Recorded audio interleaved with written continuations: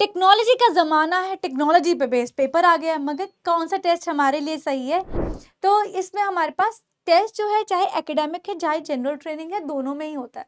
सबसे पहले समझ लेते हैं कि क्या फ़ायदे हैं हमारे पास अगर हम कन्वेंशनल पेन एंड पेपर जैसे पेपर होता है वैसे लेते हैं तो। मैम कंप्यूटर डिलीवर्ड टेस्ट है, कंप्यूटर चेक करता है? नहीं करता, एग्जामिनर्स करते हैं, ठीक है? और जो आपका पेन एंड पेपर है वो भी एग्जामिनर्स। आज की इस वीडियो में हम बात करने वाले हैं pen and paper IELTS versus computer delivered IELTS.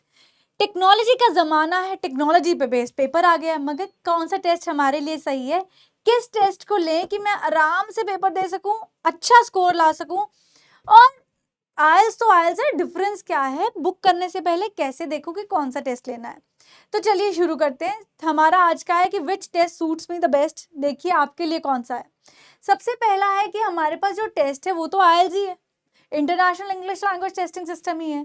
Migration के लिए पेपर है, पेपर हम ले रहे हैं, जर्नी हमने शुरू कर दी, थोड़ी बहुत तैयारी भी कर ली। पहले मैम हम पेपर बुक करेंगे, फिर हम तैयारी करेंगे बाकी की, फिर हमें अच्छा लगता है कर लीजिए। हर महीने में 4 बार बेयर मिनिमम पेपर हो रहा है, कंप्यूटर डिलीवर्ड बार बार हो रहा है। कैसे करते हैं?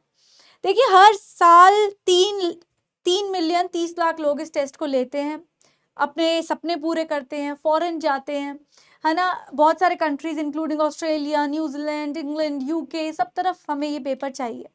और ये पेपर हमारा कंडक्ट, चाहे पेन एंड पेपर आइल्स है, चाहे कंप्यूटर डिलीवर्ड आइल्स है, conduct Cambridge University present assessment ही डिजाइन कर रहा है। आईडीपी इंडिया में उसे कंडक्ट करा रही है। ब्रिटिश काउंसिल अब इंडिया में उतना इस चीज़ पे काम नहीं करती है, but they are morally into coaching, ठीक है? अब हमारे साथ क्या है, बहुत सारे लोग इसे एक्सेप्ट करते हैं, चाहे आपका कंप्यूटर डिलीवर्ड है, चाहे पेन एंड पेपर है। इसके बारे में हम बात कर चुके हैं। 1600 लोकेशंस पे ये टेस्ट एक्सेप्टेबल है। पिछले वीडियो में मैंने पूछा था कि 140 कंट्रीज में अगर टेस्ट एक्सेप्टेबल है तो कितने प्रतिशत देशों में ये टेस्ट एक्सेप्टेबल है? क्या आपने उसे सर्च किया? नहीं किया तो अभी करके बताइए, ठीक है? तो इसमें हमारे पास टेस्ट जो है, चाहे एकेडमिक है, चाहे जनरल ट्रेनिंग है, दोनों में ही होता है। सबसे पहले समझ लेते हैं कि क्या फायदे हैं हमारे पास अगर हम कन्वेंशनल पेन एंड पेपर जैसे पेपर होता है वैसे लेते हैं तो। सबसे पहला फायदा क्या है? Hand mind coordination. बचपन से हम स्क्रिबल कर करके लिखते आ रहे हैं, एकदम से लिखने की जगह टाइप करने को कहोगे, भैया हम तो डर जाएंगे, हमसे ना हो पाएगा। तो अपने आइडियाज जैसे सोचते हैं, स्पेलिंग्स कई बार हमें लिखने आसान लगते हैं, टाइप करते हुए हम कंफ्यूज हो जाते हैं कि आई ई था या ई आई था, बट जब हम लिख रहे होते हैं हमारे हाथों को और हमारे दिमाग को इतनी प्रैक्टिस होती है कि ईजी होता है। दूसरा क्या है? लिसनिंग में हमें एक्स्ट्रा टाइम मिलता है टू ट्रांसफर आवर आंसर्स। उससे क्या होता है कि उसमें हमें थोड़ा सोचने का वक्त मिल जाता है, समय मिल जाता है कि यार ये कह रहा था या ये कह रहा था, है ना? हम कई बार नोट्स बना के रख देते हैं कि बाद में देखेंगे, मगर कंप्यूटर डिलीवर्ड में नहीं मिलता। तभी तभी हमें बताना पड़ता है ये जवाब है या ये आंसर है, वहीं सेलेक्ट करना पड़ता है। तो इसमें थोड़ा सा हमें एक्स्ट्रा टाइम फ़ायदा करता है। हमें कॉपी में पढ़ के काम करने की इतनी आदत है कि मुझे स्क्रीन में देख के ना ऐसे आंखें दुखने लगते हैं, कई लोगों के समझ नहीं आता, वर्टिकल लाइंस हॉरिजॉन्टल लाइंस अलग अलग दिखने लगती हैं, टफ लगता है। मगर पेपर में पढ़ के आंसर देना आसान लगता है, आंसर ढूंढने आसान लगते हैं। रीडिंग में आंसर जब ढूंढने पड़ते तो स्क्रिबल कर सकते हो, है ना, आसान से, और एक पेज से दूसरे पेज जा सकते हो। और साथ में क्या है कि जब हमारे पास हाथ में पेज है, मुझे आइडियाज़ लिखने में वहाँ लिख सकती हूँ। मैं अपना फटाफट से जो भी वहाँ से स्पेलिंग्स उठाने उसे अंडरलाइन किया, जहाँ पे आंसर आएगा वहाँ लिख सकती हूँ। तो ईज़ी है, एक पेज से दूसरे पेज जाने के लिए कुछ स्क्रॉल नहीं करना पड़ रहा। ऐसे देखा, आगे देखा, पीछे देखा। अंडरलाइनिंग कीवर्ड्स, जैसे मैंने बताया, जो चीज़ आपको लगती है इंपॉर्टेंट है उसे अंडरलाइन कर लिया। अंडरलाइन करते ही समझ आ गया कि अच्छा यहाँ पे मेरा ये जवाब पड़ा है, जहाँ पे मुझे चाहिए मैं उसे यूज़ कर लूँगी। टेस्ट सेंटर्स क्या है? बहुत सारे हैं, हर जगह पे इतने सारे टेस्ट सेंटर्स हैं। बठिंडा भी टेस्ट हो रहा है, नोएडा भी टेस्ट हो रहा है, दिल्ली भी टेस्ट हो रहा है। दिल्ली में 3-3 है ना? अगर बठिंडा में है तो बठिंडा से फिर 40 किलोमीटर दूर संगरूर में भी है। तो कहीं ना कहीं जहाँ जहाँ पे भी इनके टेस्ट सेंटर्स हैं, अवेलेबिलिटी बहुत ज़्यादा है। कंप्यूटर डिलीवर्ड, क्योंकि इंडिया में अभी इतनी डिजिटल लिटरेसी नहीं है तो उतने ज़्यादा नहीं है। अब जैसे दिल्ली में हमारे पास एक ही है, नोएडा में एक ही है ना? नेक्स्ट क्या है कि जब भी हम टेस्ट को बुक करें तो सबसे पहले हमें ये 1-2 चीज़ें इसलिए सोच लेनी चाहिए कि क्या-क्या करना है। कि क्या हमारे पास, अब आपने कहा मैम मैं पेन एंड पेपर बुक कर रही हूँ, तो आपकी हैंडराइटिंग इतनी गंदी हैंडराइटिंग तो नहीं है कि सामने वाला पढ़ ही ना पाए, है ना? ऐसा तो नहीं है। अगर आपको ये तो नहीं कि मैम मैंने तो, मुझे तो भाई इसी हफ्ते में रिजल्ट चाहिए, मेरी तो यूनिवर्सिटी की डेडलाइन निकल रही है, ऐसा तो नहीं है। अगर ऐसा है फिर नहीं आपके लिए टेस्ट। अगर आपकी हैंडराइटिंग बहुत गंदी है, सामने वाला पढ़ ही नहीं सकता, पढ़ ही नहीं पाएगा, तो नंबर कैसे देगा। कई बार क्या होता है कि हमसे गलती हो जाती है, तो फटाफट फटाफट फटाफट इरेज भी करना आना चाहिए। और ये नहीं कि इरेज किया कॉपी फाड़ दी पेज फाड़ दिया, वो नहीं होना चाहिए। थोड़ा हमें क्योंकि एडिटिंग की जरूरत पड़ती है, तो क्विकली इरेज करने की हैबिट होनी चाहिए और उसे सही करके लिखने की भी होनी चाहिए। ये तो नहीं आप धीरे धीरे लिखोगे तारा तारा ऐसे ऐसे, ये थोड़े ना। तो अगर आपको 250 वर्ड्स लिखने हैं 40 मिनट में, मगर आपको सोचने के लिए भी समय चाहिए, आपको उन्हें ऑर्गेनाइज करने के लिए भी टाइम चाहिए, तो आपकी इतनी राइटिंग स्पीड तो होनी चाहिए कि आप अपना पैसेज, अपना ऐसे कंप्लीट कर सको। आपको कौन सा चाहिए फॉर्मेट, WRL चाहिए या LRW चाहिए, तो इस पर भी वो टेस्ट सेंटर पे डिपेंड करता है। तो ये भी आपको देखना पड़ता है। आजकल आपको जो आपका ये वाला टेस्ट है, पेन एंड पेपर टेस्ट है, इसमें WRL मिलने लगा है। पहले राइटिंग होता है, फिर रीडिंग होता है, फिर लिसनिंग होता है, मगर अभी कंप्यूटर डिलीवर्ड में ये फैसिलिटी नहीं आई है। अब क्या होता है, जब आप टेस्ट सेंटर में जाओगे ना, तो टेस्ट सेंटर में क्या होगा, इतना रश होगा। बहुत बच्चे आइल्स का एग्जाम देते हैं भाई, जिन लोगों ने देखा है उन्हें पता है। और टाइम भी ज़्यादा लगता है। अगर आपका 9 o'clock वाला पेपर है, तो आपको 7:38 तक पहुंचना पड़ेगा, इतनी लंबी क्यू में खड़े होना पड़ेगा। क्यू में से जाओगे टेस्ट सेंटर, आधी भूख तो हमें वहीं लगाते कि ओहो भूख लगने लग गई, अब क्या करें, प्यास लग गई, अब क्या करें, है ना। तो अगर ये सब है, और क्या होता है कि अब जब सब लोग लिखते हैं, आपने देखा है खच खच खच खच लिखने की आवाज आती है, खच खच खच खच खच, बहुत सारे लोग लिख रहे हैं। कई लोग नहीं काम कर पाते, वो कहते कच कच कच हो रही है, मैम इनसे कहो सिंपल पेंसिल करे। मेरे पास एक कैंडिडेट थी, वो कहती मैम इन सबको कहो, इन सबको कहो धीरे लिखे। भाई टेस्ट सेंटर में बेटा सब लोग टेस्ट दे रहे हैं, अब एक बच्चे के लिए कैसे कहें, बट वो फोकस ही नहीं कर पाती थी, कॉन्सेंट्रेट नहीं कर पाती थी। तो क्या आप तो वो कैंडिडेट नहीं है? अगर है तो सोचिए। अब इतने सारे चैलेंजेस आ रहे थे, तो ऑफ कोर्स सॉल्यूशन की जरूरत है, नहीं, वी नीड सम सॉल्यूशन। तो सॉल्यूशन क्या है? हाँ, सबसे इंपॉर्टेंट चीज रह गई है कि बहुत सारे बच्चे इस चीज से अग्री करते हैं कि मुझे तो मैम, मेरा तो ना हर बार देख लो रिजल्ट आ रहा है, कभी मेरा लिसनिंग में स्कोर नहीं आ रहा, लिसनिंग में आ गया तो रीडिंग में नहीं आ रहा, रीडिंग में आ गया तो राइटिंग में नहीं आ रहा, मेरा एलिजिबिलिटी जो बैंड स्कोर है वो बन ही नहीं पा रहा। तो मैम मेरा ना ये स्कोर तो एज इट इज रह जाए, बस मुझे कोई राइटिंग का पेपर दोबारा देने को दे दे।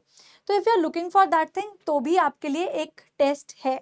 अब वो क्या है, अगर आप इन सब चीज़ों से परेशान हैं, इनमें से किसी भी चीज़ से परेशान थे, तो अब आपको वो तो चाहिए रहेगा ना।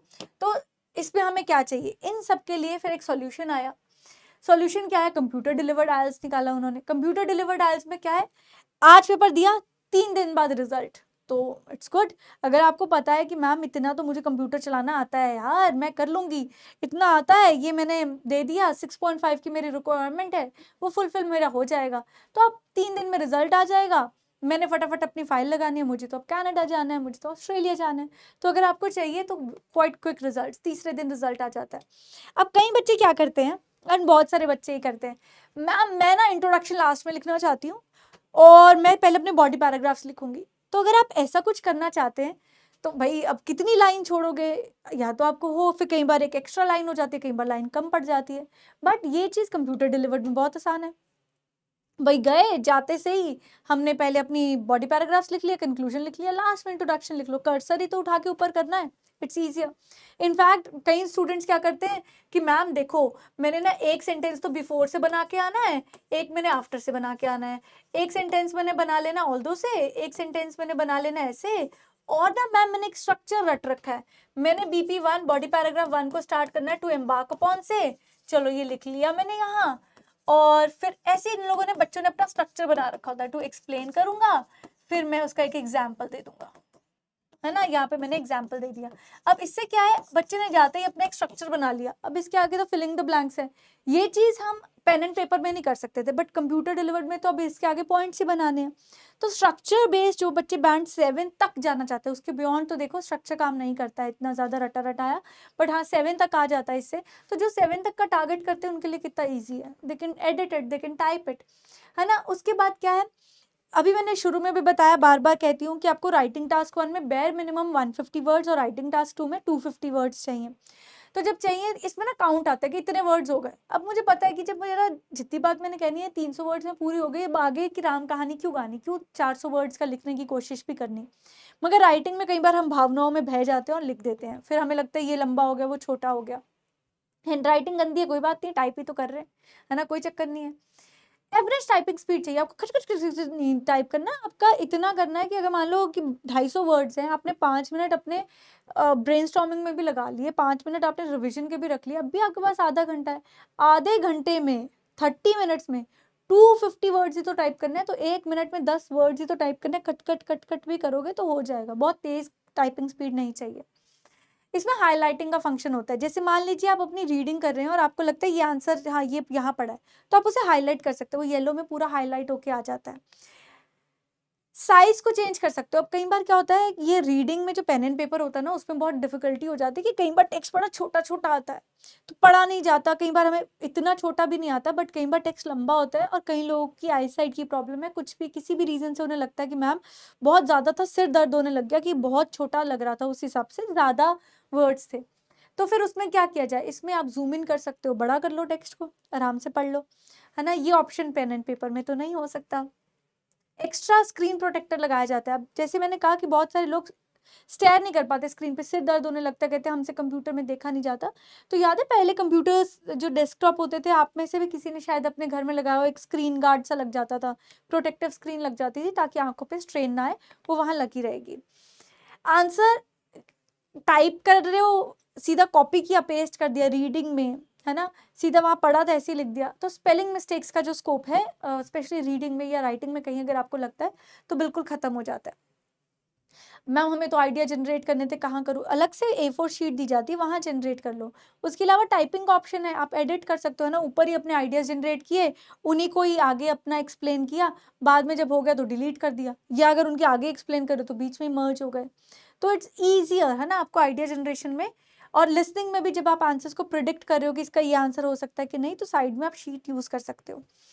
इसमें जो सीक्वेंस है वो क्या रहेगा, पहले लिसनिंग का पेपर होगा, फिर रीडिंग का होगा, फिर राइटिंग का होगा। इसमें वो ऑप्शन नहीं है कि आप कहो कि मुझे मुझे राइटिंग, रीडिंग या लिसनिंग में जाना है, वो इसमें नहीं है, यही रहेगा। इसमें 1 स्किल रीटेस्ट भी रहता है हमारे पास।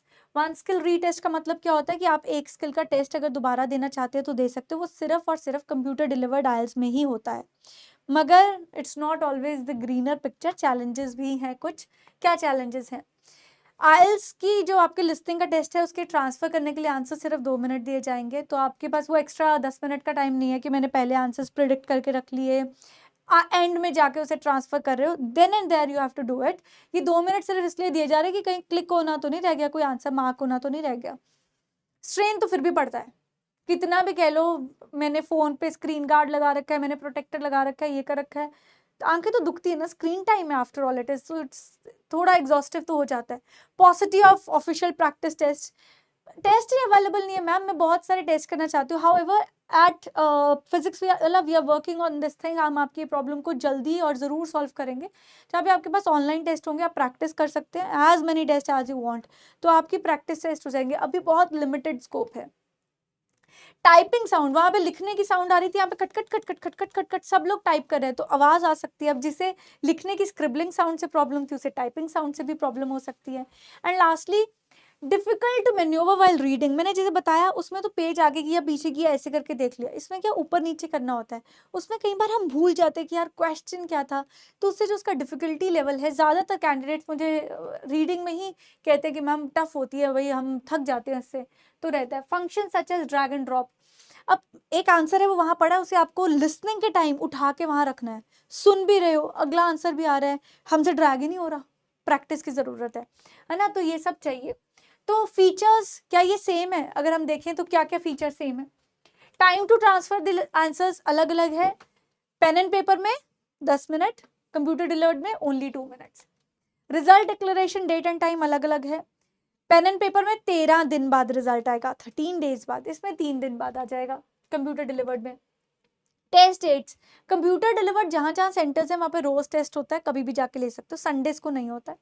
मगर पेपर डिलीवर्ड में पर्टिकुलर डेट्स है, मोस्टली सैटरडेज को होता है, अलग अलग सेंटर्स में अलग अलग जगह होता है, मोस्टली सैटरडेज को होता है, बट फिर वही महीने में 4 बार होता है।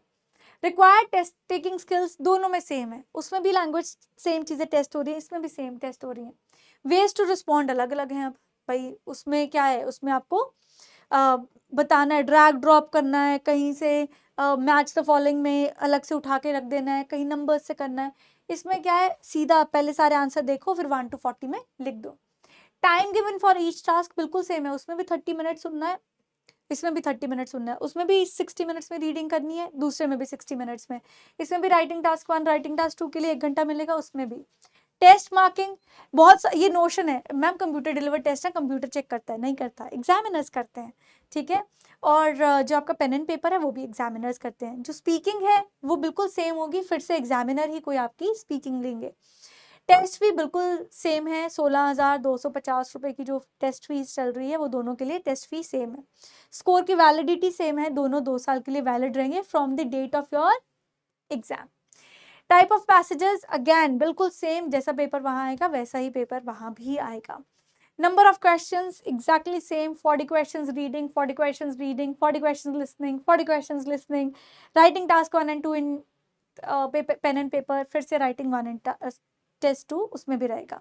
Time to read the questions and review answer, देखो आपको लिसनिंग में ना थोड़ा टाइम दिया जाता है क्वेश्चंस पढ़ने के लिए, बोला जाता है that now you have some time to go through question 6 to 10, तो वो उसमें भी दिया जाएगा, कंप्यूटर डिलीवर्ड में भी दिया जाएगा, पेन एंड पेपर में भी दिया जाएगा, ठीक है। और टेस्ट की डिफिकल्टी लेवल, ये अगेन एक बड़ा मिथ और एक बड़ा ही फेमस सी चीज़ है, मैम कंप्यूटर डिलीवर्ड टेस्ट आसान आता है, पेन एंड पेपर टफ आता है ना, ऐसा कुछ भी नहीं है, सेम डिफिकल्टी लेवल है। इनफैक्ट बहुत स्टैंडर्डाइज टेस्ट है भाई, ये हर क्वेश्चन का स्टैंडर्ड चेक किया जाता है कि जितने क्वेश्चन पिछले टेस्ट में थे डिफिकल्ट थे, इस टेस्ट में भी उतने ही डिफिकल्ट होने चाहिए।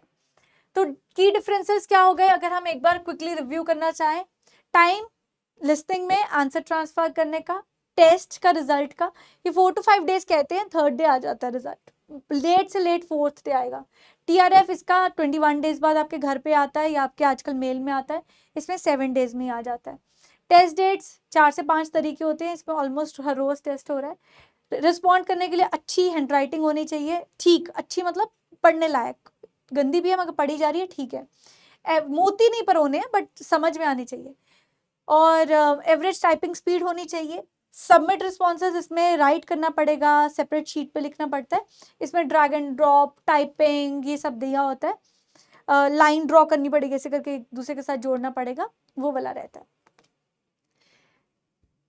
आइल्स का इवेंचुअली टेस्ट सेम ही रहता है, कैम्ब्रिज सर्टिफाइड एग्जामिनर्स होंगे, टेस्ट है ना स्पीकिंग 7 दिन के अंदर, और इसमें हो सकती है क्वेश्चन पढ़ने के लिए 5 to 20 सेकेंड्स जो लिसनिंग में दिए जाते हैं वो दिए जाएंगे, और रीडिंग और राइटिंग 60 मिनट्स की ही होगी।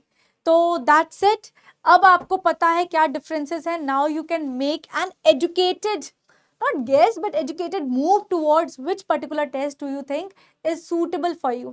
तैयारी पूरी रखनी है, लैंग्वेज लर्निंग में प्रैक्टिस में कमी नहीं आनी चाहिए, मोड आप अपनी कन्वीनियंस के हिसाब से चूज कर सकते हैं। I hope I was able to answer all the questions which were related with your pen and paper IELTS versus computer delivered IELTS. If you still have any query, just let us know, we will answer that as well. Till then, take care, God bless, bye bye.